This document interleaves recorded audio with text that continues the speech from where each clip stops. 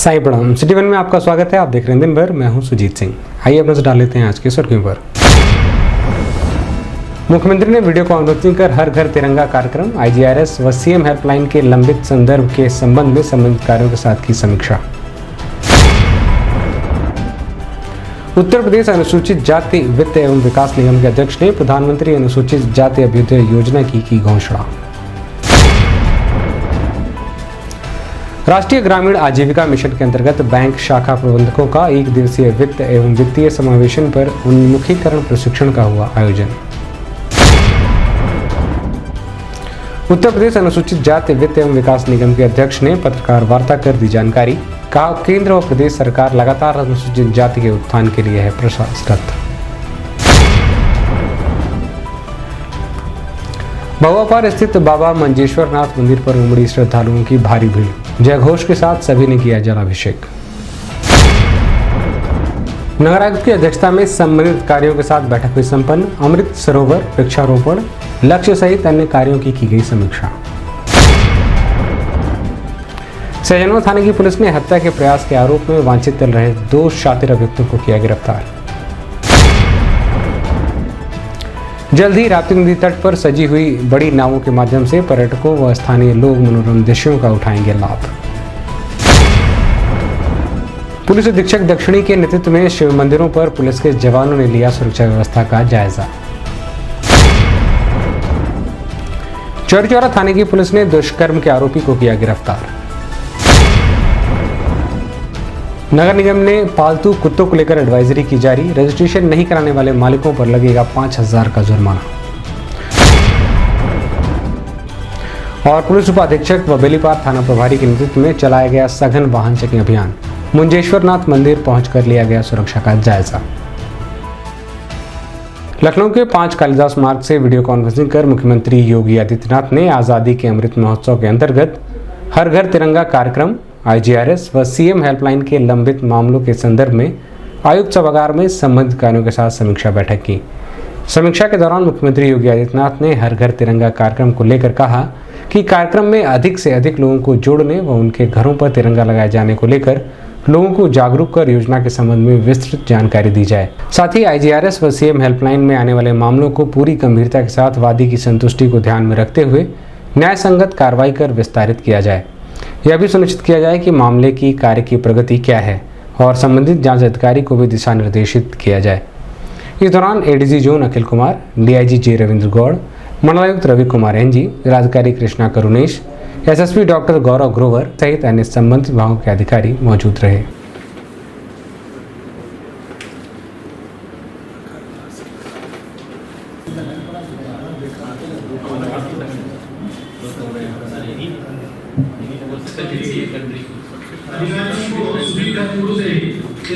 किस तरीके से देशभक्ति की भावना के उच्चतम स्तर पर ले जाने के लिए हमें कार्य करना है।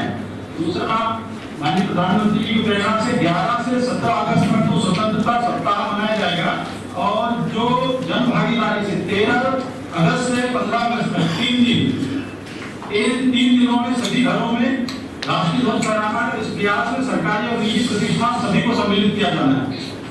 उत्तर प्रदेश हर घर तिरंगा कार्यक्रम में महत्वपूर्ण भूमिका का निर्वहन करेगा। यह हम सभी को सुनिश्चित करना है और प्रत्येक आवासित घरों में सरकारी, गैर सरकारी कार्यालयों, संस्थानों, वाणिज्यिक, व्यापारिक इस पर भी इसको लोड किया जा सकता है। हर घर तिरंगा की वेबसाइट है हरघरतिरंगा.com, ये भारत सरकार द्वारा बनाई काफी क्षमता है, इसलिए कोई भी व्यक्ति इस पर अपलोड कर सकता है। टैक्स नहीं करेगी भारत सरकार ने सुलभ है। ये अलग-अलग 3 साइट है, इस पे स्वयं सहायता समूह और स्थानीय टेलर्स के माध्यम से आप लोग वहाँ पर डलवा सकते हैं। ऑनलाइन ऑफलाइन व्यवस्था हो सकती है। ये ई-कॉमर्स के प्लेटफॉर्म है जिस पर झंडे की आपूर्ति हो सकती है। कोई भी व्यक्ति, चाहे वो व्यक्तिगत तौर पर खरीदना चाहता हो, सामूहिक तौर पर खरीदना चाहता हो, अलग-अलग प्लेटफॉर्म से खरीद सकता है। हमको प्रेरक अभियान किस तरीके से करना है, इसके बारे में कुछ हिस्सा है और ये कुछ जिज्ञासाओं के बारे में हमने बताया है कि झंडे को कैसे प्रदर्शित किया जाए। अभी इंस्ट्रक्शंस मंडल को दे दिए गए हैं और कांवड़ यात्रा आज पहला सोमवार का शुरू भी हो गई। जो प्रेशर हमने देखा है वो प्रेशर वेस्टर्न यूपी में तो देखा ही है, लेकिन वाराणसी में काफी प्रेशर आज रहा है सर। अब तक करीब 4-4.5 लाख लोग वहाँ पर, हाँ दोपहर तक 4-4.5 लाख हो गए थे सर, तो वहाँ पर भी काफी प्रेशर है। मैं पिछले बार डेट्स के बारे में भी आपको बताया था। बाकी लास्ट ईयर लगभग 60 रोड एक्सीडेंट्स कामड़ों के हुए हैं। इस बार कोशिश करके कम से कम इनको आधा करने की जरूरत है सर। तो पहला बिंदु ये उभर कर आया है। दूसरा, जो कांवड़ मार्ग है वेस्टर्न यूपी में, दिखवा लीजिए। मुझे कहा गया था कि हम लोग ने जो बैठक की, पिछली बार भी मैंने वीडियो कॉन्फ्रेंसिंग की थी और बहुत सारी चीजें उसमें बहुत स्पष्ट हो गई थी। आज की स्थिति क्या है, मंडलायुक्त तो वाराणसी के बारे में कुछ बताएंगे आप? पटना से दीपापुरा से सर, आपके आशीर्वाद से इस बार का जो कांवड़ का सर पहला सोमवार था। गोरखपुर पहुंचे उत्तर प्रदेश अनुसूचित जाति वित्त एवं विकास निगम के अध्यक्ष डॉक्टर लालजी प्रसाद निर्मल ने सर्किट हाउस भवन सभागार में निगम की योजनाओं को लेकर संबंधित अधिकारियों के साथ बैठक की। बैठक के दौरान प्रधानमंत्री अनुसूचित जाति अभ्युदय योजना की घोषणा कर योजना के संबंध में विस्तृत जानकारी दी।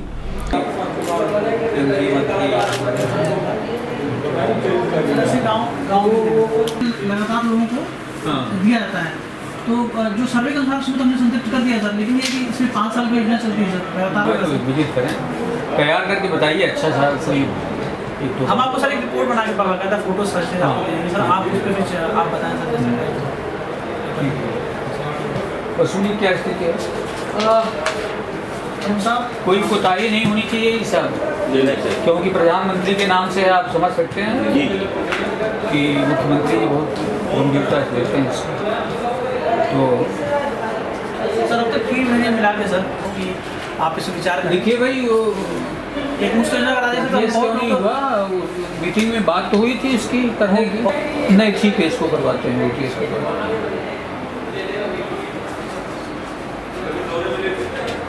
इस संबंध में मीडियाकर्मियों से बात करते हुए उत्तर प्रदेश अनुसूचित जाति वित्त एवं विकास निगम के अध्यक्ष डॉक्टर लालजी प्रसाद निर्मल ने बताया, आज ये अनुसूचित जाति वित्त विकास निगम की जो नई प्रधानमंत्री अनुसूचित जाति अभ्युदय योजना, जो नई योजना हमारी लागू की हुई है, गोरखपुर को हमने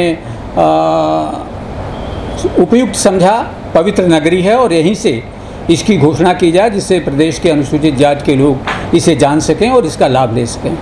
राष्ट्रीय ग्रामीण आजीविका मिशन के अंतर्गत बैंक शाखा प्रबंधकों का 1 दिवसीय वित्त एवं वित्तीय समावेशन पर उन्मुखीकरण प्रशिक्षण का आयोजन एनेक्सी भवन सभागार में जिलाधिकारी कृष्णा करुणेश की अध्यक्षता में संपन्न हुआ। कार्यक्रम का आयोजन उत्तर प्रदेश राज्य ग्रामीण आजीविका मिशन इकाई गोरखपुर द्वारा किया गया, जिसमें उत्कृष्ट कार्य करने वालों को जिलाधिकारी ने प्रशस्ति पत्र देकर उनका उत्साहवर्धन किया। बता दें कि प्रशिक्षण के दौरान राष्ट्रीय ग्रामीण आजीविका मिशन को और प्रभावी तरीके से लागू करने, अधिक से अधिक लोगों तक इसका लाभ पहुंचाने की बात कही गई। साथ ही बैंक शाखा प्रबंधकों को इस योजना के तहत अधिक से अधिक लाभ दिए जाने की अपील की गई है। इस मौके पर उपायुक्त स्वतः रोजगार अनिल सिंह, एलडीएम राजेश पांडे, क्षेत्रीय प्रबंधक बड़ौदा यूपी ग्रामीण बैंक उत्तम Kumar Mishra, DDM NABARD Deepti Pant, NRP S सुंदर, राजन बाबू, जिला प्रबंधक एनआरएलएम नितेश जायसवाल सहित अन्य संबंधित अधिकारी मौजूद रहे। Then slowly the Mahila loan comes in. The SY gave us a very good sign, very good time in focus. What is it? कड़ी में मैं डीसी सर से चाहूँगा सर को सबमिट कर सकते स्वागत करेंगे सर।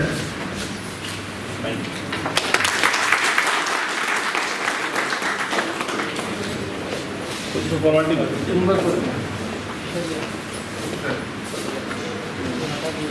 यहाँ पे सभी बैंकों से 16 बैंक हैं, 207 हमारे ब्रांचेज हैं, वो सभी यहाँ उपस्थित हैं और भारत सरकार बस केवल सर आपसे अनुरोध है, जिन्होंने अच्छा काम किया है, जिन बैंक मैनेजर्स ने, जिन बैंक सखियों ने, जिन हमारे डीएम ने, उनको सर आप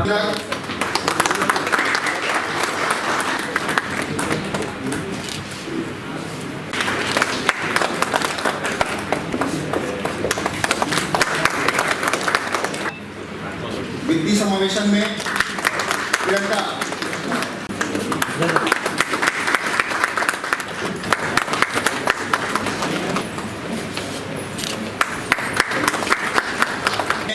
अच्छा कार्य किया है। रजत कुमार जी बेलदार आपके क्या नाम है?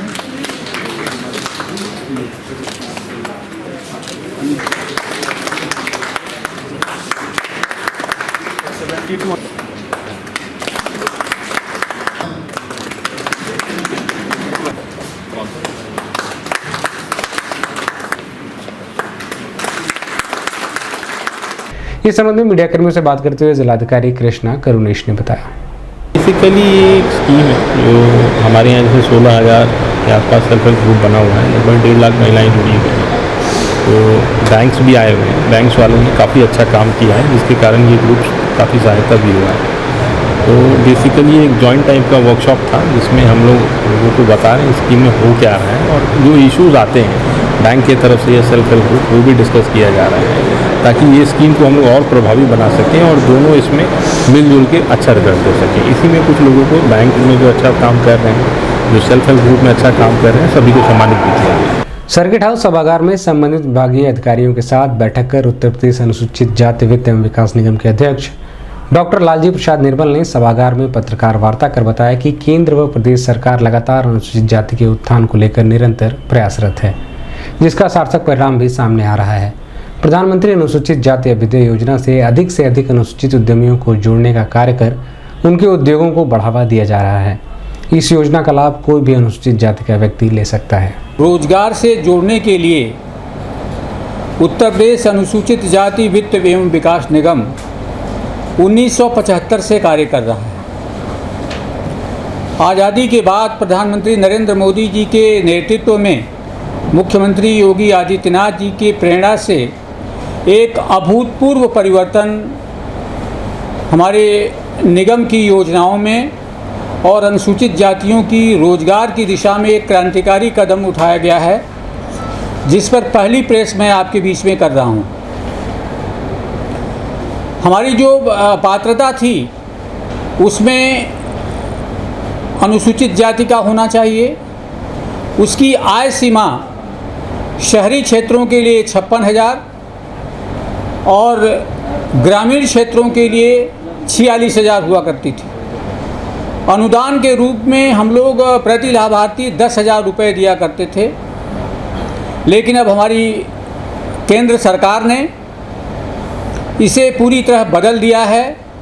अनुसूचित जाति वित्त विकास निगम की योजनाओं का अनुसूचित जाति का कोई भी व्यक्ति, किसी भी आय सीमा का व्यक्ति अब उसका लाभार्थी बन सकता है, किंतु हम 2.5 लाख रुपए तक के लोगों को, आय सीमा तक के लोगों के प्रथम वरीयता देंगे।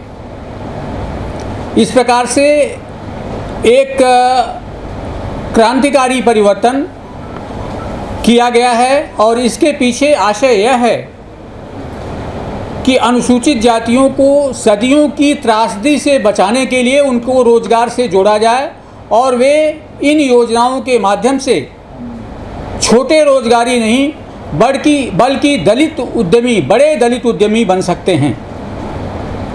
अभी तक स्टैंड अप इंडिया योजना और अन्य योजनाओं के माध्यम से इस देश में लगभग 12,000 बड़े दलित उद्यमी हैं और हमें उम्मीद है कि अनुसूचित जाति वित्त विकास निगम के लिए जो हमारी प्रधानमंत्री अनुसूचित जाति अभ्युदय योजना जो लागू की गई है वह एक बड़ा परिवर्तन करेगी और आज़ादी के 100 वर्ष पूरे होने तक हमें उम्मीद है कि जो ये अनुसूचित जातियों का दंश है, अनुसूचित जाति कहने की जो अनिवार्यता है वह समाप्त हो जाएगी।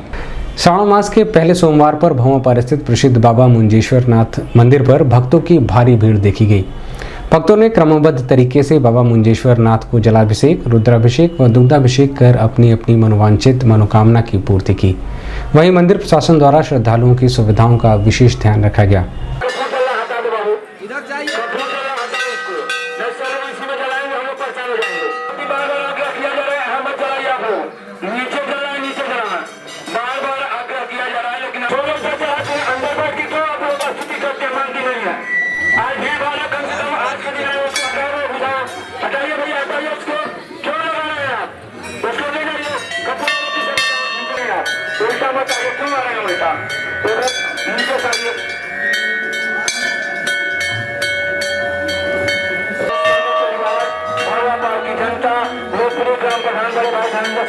ओर से हार्दिक अभिनंदन नमस्कार। आपके पीछे भी लोग हैं, हटिया पीछे भी लोग हैं, मैंने कभी बात नहीं माना है। बाबू कभी पूछा उसको बाहर होते रहिए आप लोग। जो लोग जल चढ़ा चुके हो वो लोग बाहर होते रहे और नीचे कपूर अगरबत्ती जला आ जाओ।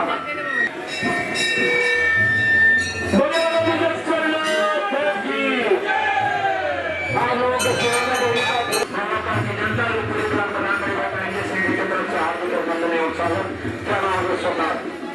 कपूर अगरबत्ती हमें चलाइए।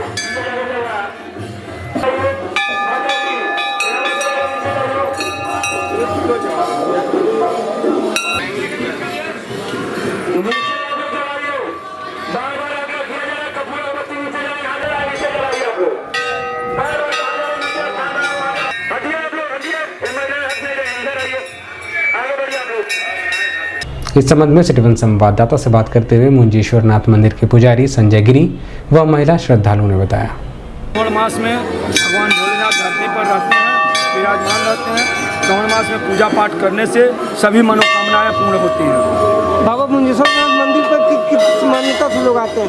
और मुंजेश्वर नाथ मंदिर पर जो भी मान्यताएं लोग मानते हैं ज़्यादातर पूर्ण होती हैं और सबके मनोरथ पूर्ण होते हैं। कितनी की संख्या में श्रद्धालु पहुँचते हैं आप? हर सोमवार को लगभग श्रावण मास में 40 से 50 हज़ार श्रद्धालु आने की संभावना रहती है। किस तरह की सुरक्षा व्यवस्था लगाई गई? सुरक्षा व्यवस्था यहाँ पर बेलीपाट थाने के सीओ साहब, बांसगांव के सीओ साहब, पूरा बेलीपाट प्रशासन लगा हुआ है, हम लोगों की व्यवस्था में सहयोग कर रहा है और गोस्वामी परिवार के लोग भी जो भी युवा हैं सब लोग जगह जगह लगे हुए हैं। आज भगवान के दिन है, आज सोमवार है, पवित्र दिन है, भगवान शिव का दिन है। इसका पूजा करने से बहुत अच्छा रहता है, कष्ट कटता है। कितने वर्षों से यहाँ आते हैं पूजा करने आप? हम आवा तो 20 साल से। क्या मान्यता है यहाँ पूजा पाठ करने की? बहुत अच्छा मानता है, हर मनोकामना पूरा करल शिव बाबा। हर पूजा करल यहाँ भर्ती होने घंटा बांधे।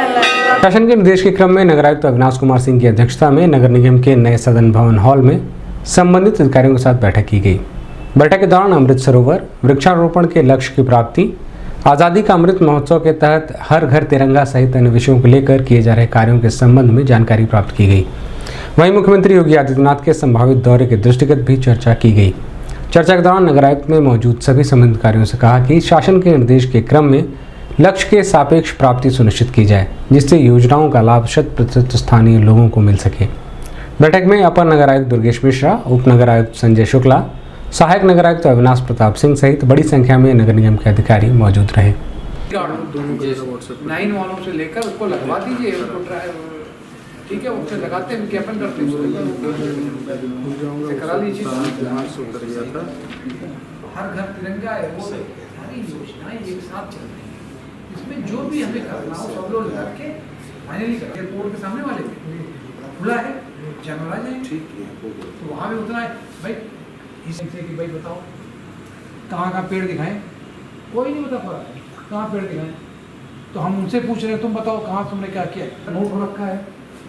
अब मौके जो ले जाके तो खराब लगता है ना, मतलब फिर ये हो जाएगा कि सर। इस संबंध में सिटीवन संवाददाता से बात करते हुए नगर आयुक्त अविनाश कुमार सिंह ने बताया कि ये जो बैठक है शासन के द्वारा दिए गए महत्वपूर्ण निर्देशों के क्रम में वृक्षारोपण के लक्ष्य की प्राप्ति के संबंध में, अमृत सरोवर, अमृत वन आदि की प्रगति के संबंध में, जो हमारे अमृत सरोवर हैं चूँकि वहाँ पर 12 अगस्त को अमृत महोत्सव कार्यक्रम के तहत वहाँ पर ध्वजारोहण भी होना है, तो उसकी प्रगति की समीक्षा की गई। इसके साथ साथ जो ऐसा कि एक सूचना आ रही है कि 18 और 19 जुलाई से पूर्वांचल में मूसलाधार बारिश हो सकती है, उसके संबंध में नालों की तली झाड़ सफाई और वाटर लॉगिंग वाले स्थलों पर पंप की लगाए जाने की व्यवस्था आदि की समीक्षा की गई। इसके साथ ही साथ निकट भविष्य में माननीय मुख्यमंत्री जी के द्वारा जो हमारी इलेक्ट्रिक बसें हैं, जो टूरिस्ट बस हैं, इसके अलावा डोर टू डोर कलेक्शन की जो 25 टाटा एस गोल्ड गाड़ियाँ और 2 जो जेटिक मशीन हैं, उनका भी जो है उद्घाटन या शुभारंभ संभावित है। उन सब चीज़ों को ध्यान में रखते हुए आज की ये बैठक की गई है और निश्चित रूप से इससे जो है काम की जो प्रगति है वो और तेज होगी, वो आगे बढ़ेगी। अभी वक्त एक छोटे से ब्रेक का, मिलते हैं ब्रेक के बाद। नमस्ते, मैं हूं प्रिया मिर्जा। आप देख रहे हैं गोरखपुर का नंबर 1 चैनल सिटी 1। आप देख रहे हैं गोरखपुर का नंबर 1 चैनल सिटी 1। हाय, मैं हूं ईशान और आप देख रहे हैं गोरखपुर का नंबर 1 चैनल सिटी 1। आप देख रहे हैं गोरखपुर का नंबर 1 चैनल सिटी 1। मैं हूं दिव्या दत्त। हेलो गाइस, मैं दिलजीत दोसांझ। आप देख रहे हैं सिटी 1 गोरखपुर का नंबर 1 चैनल। हेलो एवरीबॉडी, मैं हूं कृष्णा अभिषेक और आप देख रहे हैं गोरखपुर का number 1 channel city 1। Hi Manmeet, I am Amit with Amit bros और आप देख रहे हैं गोरखपुर का number 1 channel city 1 channel. Break के बाद आपका स्वागत है। आइए देखते हैं दिन भर। वरिष्ठ पुलिस अधीक्षक के निर्देश के क्रम में जनपद में अपराध एवं अपराधियों के खिलाफ चलाए जा रहे अभियान के तहत सहजनवा थाने की पुलिस ने हत्या के प्रयास के आरोप में वांछित शातिर अभियुक्त प्रभात यादव उर्फ अंकित यादव व विशाल यादव उर्फ पप्पू को गिरफ्तार किया है, जिसमें प्रशांत यादव के ऊपर पूर्व में ही सहजनवा व गीडा थाना क्षेत्र में आधा दर्जन से अधिक मुकदमे संगीन धाराओं में पंजीकृत हैं। इस संबंध में मीडियाकर्मियों से बात करते हुए पुलिस अधीक्षक उत्तरी मनोज कुमार अवस्थी ने बताया। 2022 को थाना सहजनवा में 307 के वांछित अभियुक्त प्रभात यादव उर्फ अंकित यादव तथा विशाल यादव की गिरफ्तारी की गई। उल्लेखनीय है कि इसमें अंकित यादव के विरुद्ध 9 मुकदमे तथा विशाल यादव के विरुद्ध 3 मुकदमे पंजीकृत हैं। ऐसे अपराधियों को चिन्हित किया जा रहा है जिनके विरुद्ध काफ़ी मुकदमे हैं और ऐसे मनगढ़ अपराधियों के विरुद्ध गैंगस्टर व गुंडा एक्ट की कार्रवाई भी। राप्ती नदी तट पर बने मनोरम घाट को देखने के लिए जहां बड़ी संख्या में स्थानीय लोग पहुंचते हैं, वहीं दूर दराज से पर्यटकों का भी लगातार आना बना हुआ है। ऐसे में घाट पर महापौर सीताराम जायसवाल व स्थानीय पार्षद की पहल पर बोट चलाने की प्रक्रिया को नगर निगम विभाग अब अंतिम रूप देने में लगा हुआ है। बता दें कि अन्य शहरों की तर्ज पर बड़ी बड़ी नावों को सजाकर नदियों में उतारा जाएगा, जिसमें पर्यटक बैठकर राप्ती नदी के तट के मनमोहक दृश्य का आनंद नौकायन के माध्यम से ले सकेंगे। इस कार्य से जहां पर्यटन के क्षेत्र में गोरखपुर में तेजी के साथ विकास होगा, वहीं नगर निगम के राजस्व में भी बढ़ोतरी होगी। इस संबंध में मीडियाकर्मियों से बात करते हुए नगर आयुक्त अविनाश कुमार सिंह ने बताया। हमारे स्थानीय पार्षद जी हैं और जो हमारे नगर निगम के माननीय महापौर जी, सबकी तरफ से एक प्रपोजल ये आया हुआ है कि यहाँ पर हम लोग कुछ इस प्रकार से नाव और बोटिंग की सुविधा उपलब्ध कराएं, जिससे कि यहाँ पर आने वाले जो पर्यटक हैं उस नौकायन का आनंद उठा सकें। इन्हीं सब जो बातें चल रही थी, उसी के परिप्रेक्ष्य में हमारे पास अयोध्या के जो नाविक हैं वो आए थे और अपनी उन्होंने नाव की जो बोट की फोटोग्राफी उन्होंने दिखाई है और उन्होंने यहाँ पर अपनी 4-5 बोटों को, जो कि कह सकते हैं जिस प्रकार से आपने देखा होगा कि जम्मू एंड कश्मीर में डल झील में जो बड़ी बड़ी नावें चलती हैं, जिनको कि बहुत सुंदर तरीके से सजाए रखते हैं, उसी प्रकार से ये नावें सजा कर उसको ले आएंगे यहाँ पर और यहाँ पर वो चलाएंगे, जिससे कि आने वाले जो पर्यटक हैं, जो यहाँ के स्थानीय निवासी हैं, वो घाट पे जब जाएंगे तो वहाँ पर उस नाव में बैठकर नौकायन का पूरा आनंद उठा सकेंगे। उसी को ध्यान में रखते हुए नगर निगम ये एक प्रपोजल तैयार कर रहा है, एक प्रस्ताव बना रहा है और अतिशीघ्र जो है इसको मतलब कार्य रूप में परिणत कर दिया जाएगा।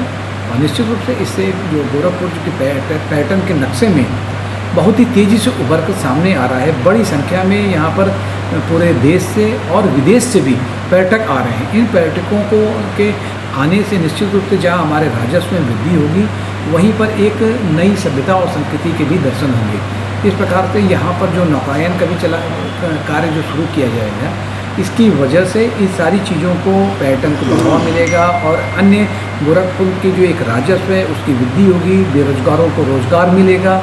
तो निश्चित रूप से एक बहुत एक सराहनीय प्रयास ही होगा और इसके लिए निश्चित बहुत ही जल्द जो है इस पर कार्रवाई प्रारंभ कर दी जाएगी। जनपद में श्रावण मास के पहले सोमवार के दिन शिवालयों पर उमड़ी भीड़ की सुरक्षा के दृष्टिगत जनपद पुलिस पूरी तरीके से मुस्तैद दिखी।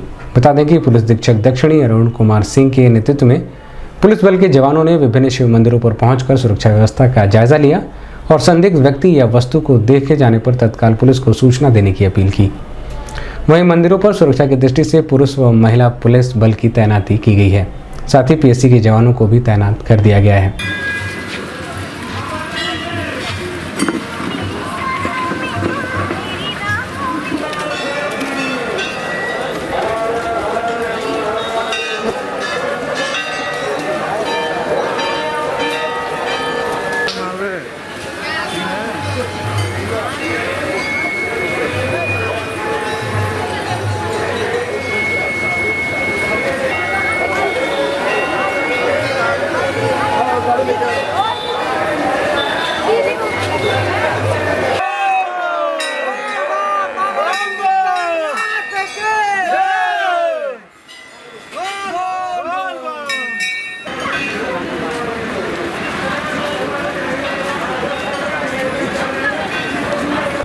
इस संबंध में सिटी वन संवाददाता से बात करते हुए पुलिस अधीक्षक दक्षिणी अरुण कुमार सिंह ने बताया। सावन के महीने का पहला सोमवार है और ये गोरखपुर के दक्षिणांचल का सबसे प्रमुख मंदिर है मुंजेश्वर नाथ मंदिर, जिसमें श्रद्धालुओं की भीड़ आसपास से तो आती ही है, कुछ दूर के लोग भी यहाँ आते हैं, उनकी मान्यता है, जलाभिषेक करते हैं। रात्रि से ही ये सिलसिला जारी है। यहाँ पुलिसकर्मियों की ड्यूटी 2 शिफ्टों में लगाई गई है, जिसमें निरीक्षक हैं, हेड कांस्टेबल हैं, महिला कांस्टेबल हैं और 1.5 सेक्शन PAC भी यहाँ आवंटित है, जो मौजूद है मौके पर। मेला सकुशल चल रहा है। मंदिर प्रबंधन की ओर से पार्किंग की भी व्यवस्था की गई है, साथ ही साथ CCTV कैमरे से मंदिर परिसर को आच्छादित किया गया, जिससे कि कहीं किसी तरह की कोई अप्रिय वारदात न होने पाए। अब तक मेला सकुशल चल रहा है और हमें पूरा विश्वास है कि मेला इसी तरह से आज समाप्त होगा और पूरे सावन महीने अन्य दिनों में भी जो श्रद्धालु आएंगे वो सकुशल दर्शन करेंगे, जलाभिषेक करेंगे और सभी सोमवार को इसी तरह से सकुशल व्यवस्था संपन्न होगी।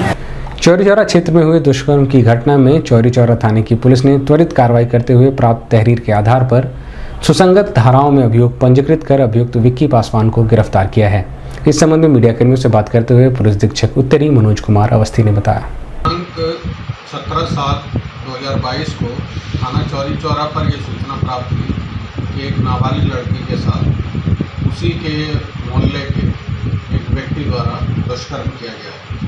इस सूचना पर थाना चौरी चौरा पे अभियोग पंजीकृत किया गया तथा अभियुक्त की गिरफ्तारी के प्रयास किए गए। कुछ ही देर में अभियुक्त को गिरफ्तार कर लिया गया तथा पीड़िता का मेडिकल परीक्षण कराया गया। पीड़िता स्वस्थ है, उसे अग्रिम गहन मेडिकल परीक्षण के लिए भेजा गया। लखनऊ में पिटबुल नस्ल के कुत्ते ने अपने ही मालिक की मां को काटकर गंभीर रूप से घायल कर दिया था, जिसका इलाज के दौरान मौत हो गई।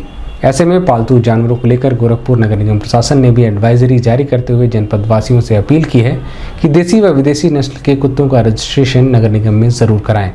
यदि रजिस्ट्रेशन नहीं कराया जाता है तो उनके ऊपर 5,000 का जुर्माना और उनके कुत्ते को भी नगर निगम द्वारा जब्त कर लिया जाएगा।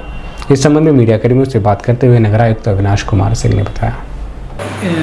बिना चेन के टहलाने की वजह से जो होने वाले खतरे को देखते हुए भी ये कहा गया है कि आप लोग अपने डॉग का रजिस्ट्रेशन कराएं। साथ साथ जब डॉग को सड़क पे या पार्क में टहलने के लिए ले जाएं तो वहाँ पर अनिवार्य से उसको चेन लगा के ले जाएं।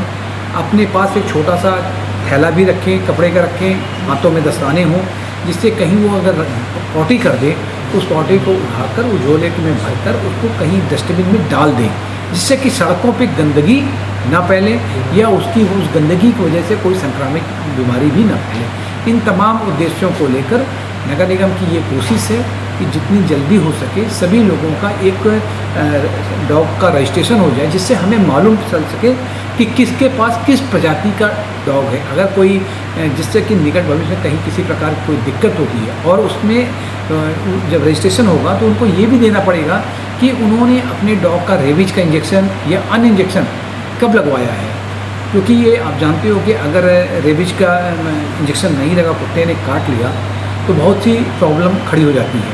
इन तमाम चीज़ों के मद्देनजर नगर निगम ने अपने यहाँ जो है कि रजिस्ट्रेशन तुरंत खोल रखा है और आम जनमानस से अपील की जा रही है कि जिन लोगों ने भी इस तरह के डॉग्स को पाल रखा है उसका रजिस्ट्रेशन अवश्य कराएं। अब तक कितने लोगों का हो चुका है? अभी तक जो हमारे पास खबर आ रही है कि 15 लोगों के रजिस्ट्रेशन हुए हैं, कि जो कि गोरखपुर की पॉपुलेशन को देखते हुए बहुत ही कम है। लेकिन लोगों को मोटिवेट करने के लिए मैंने खुद भी अपने 2 जर्मन शेफर्ड है उनका रजिस्ट्रेशन कराया है। हमने हमारे जो चीफ इंजीनियर साहब उन्होंने भी कराया अपना।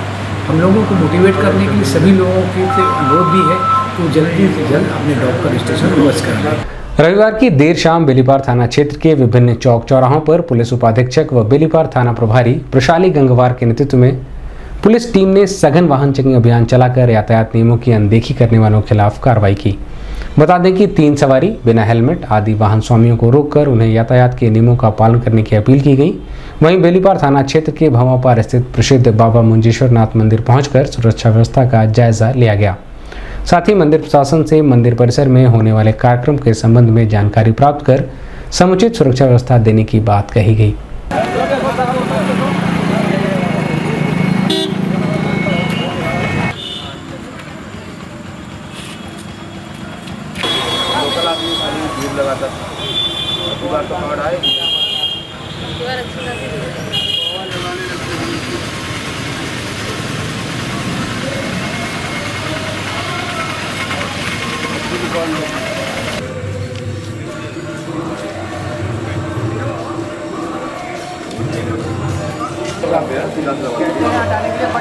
करते हैं उन लोगों को, ऐसा नहीं है कि रास्ता ही ब्लॉक हो जाए तो वो दिक्कत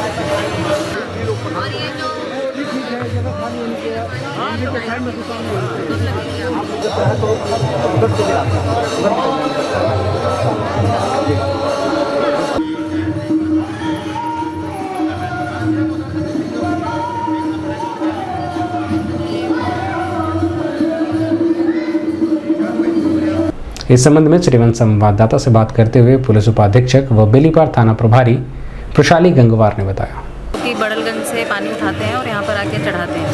तो रात में लगभग 12 बजे के बाद यहाँ पर भीड़ बढ़ना शुरू होती है और सुबह 4, 5, 6 बजे तक यहाँ पे काफ़ी श्रद्धालु इकट्ठा होते हैं। तो उसी संबंध में यहाँ की तैयारियों का जायजा करने के लिए आज पुलिस टीम आई है। मैम, कितने की संख्या में श्रद्धालु आते हैं और किस तरह से उनकी सुरक्षा की व्यवस्था की जा रही है? यहाँ पर हज़ारों की संख्या में श्रद्धालु आते हैं। सुरक्षा व्यवस्था के दृष्टिगत यहाँ पर 2 शिफ्ट में फोर्स लगाई गई है, रात में भी रहेगी और दिन में भी रहेगी। और साथ में हम लोग भी भ्रमणशील रहेंगे यहाँ पर, ताकि यहाँ पे कोई सुविधा ना हो किसी प्रकार। मैम, सुरक्षा के दृष्टिगत एक्स्ट्रा फोर्स या सारे वर्दी में भी लोग यहाँ लगाए जाएंगे? ये एक्स्ट्रा फोर्स हमें मिली है, पीएसी मिली है और अन्य थानों से भी फोर्स मिली है। सादे वस्त्रों में भी ड्यूटियाँ लगाई जाएंगी ताकि नेफारियस एलिमेंट्स यहाँ पे कुछ काम ऐसा ना करें। मैम, कैमरे के माध्यम से भी लोगों की निगरानी की जाएगी? कैमरे यहाँ मंदिर परिसर में लगे हुए हैं, 3 कैमरे लगे हुए हैं। तो अगर कोई ऐसी घटना आती है स्नैचिंग वगैरह की, तो कैमरे के माध्यम से भी उसकी निगरानी की जाएगी। दिन भर में बस इतना ही। आइए नजर डाल लेते हैं आज की सुर्खियों पर। मुख्यमंत्री ने वीडियो कॉन्फ्रेंसिंग कर हर घर तिरंगा कार्यक्रम, IGRS व CM हेल्पलाइन के लंबित संदर्भ के संबंध में संबंधित कार्यों के साथ की समीक्षा। उत्तर प्रदेश अनुसूचित जाति वित्त एवं विकास निगम के अध्यक्ष ने प्रधानमंत्री अनुसूचित जाति अभ्युदय योजना की घोषणा। राष्ट्रीय ग्रामीण आजीविका मिशन के अंतर्गत बैंक शाखा प्रबंधकों का 1 दिवसीय वित्त एवं वित्तीय समावेशन पर उन्मुखीकरण प्रशिक्षण का हुआ आयोजन। उत्तर प्रदेश अनुसूचित जाति वित्त एवं विकास निगम के अध्यक्ष ने पत्रकार वार्ता कर दी जानकारी। कहा, केंद्र व प्रदेश सरकार लगातार अनुसूचित जाति के उत्थान के लिए है प्रयासरत। बहुआपार स्थित बाबा मंजेश्वर नाथ मंदिर पर उमड़ी श्रद्धालुओं की भारी भीड़। जय घोष के साथ सभी ने किया जलाभिषेक। नगर आयुक्त की अध्यक्षता में संबंधित कार्यों के साथ बैठक हुई संपन्न। अमृत सरोवर वृक्षारोपण लक्ष्य सहित अन्य कार्यों की गई समीक्षा। सहजनवा थाने की पुलिस ने हत्या के प्रयास के आरोप में वांछित चल रहे 2 शातिर अभियुक्तों को किया गिरफ्तार।